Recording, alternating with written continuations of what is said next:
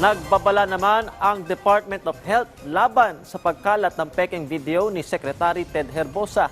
Payo ng DOH, bisitahin ang lehitimo nilang website upang makaiwas sa mga manloloko. Si Noel Talakay sa detalye exclusive.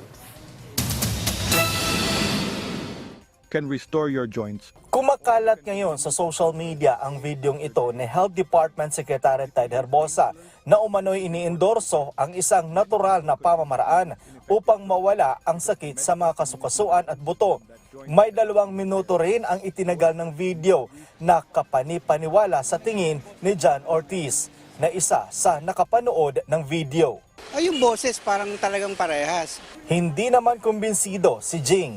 Hindi siya totoo kasi yung buka ng bibig niya, iba yung sinasabi. Nabiktima si Herbosa ng tinatawag na deep fake o yung mga video at audio na ginagamitan ng Artificial Intelligence o AI na akalain mong siya mismo ang nagsasalita.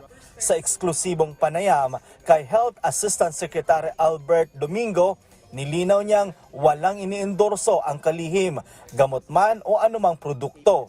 Nakikipag-ugnayan na ang Health Department sa kinauukulan upang mapanagot ang nasa likod ng deepfake. Sa NBI, lumalapit na kami sa Cybercrime Division or also the PNP. Kasi paulit-ulit na eh. Pinapatanggal na rin ng DOH sa Meta Philippines ang video. Kinokontak namin ng Meta, meron silang office sa Pilipinas, meron tayong direct channel being a big government agency. So sumusulat kami ng email, mabilis naman sila kumilos.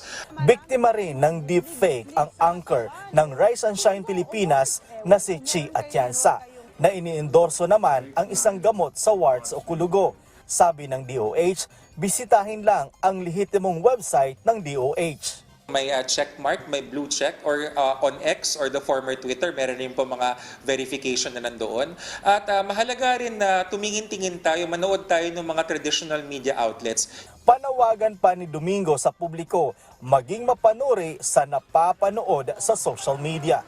Noel Talakay para sa Pambasang TV sa Bagong Pilipinas.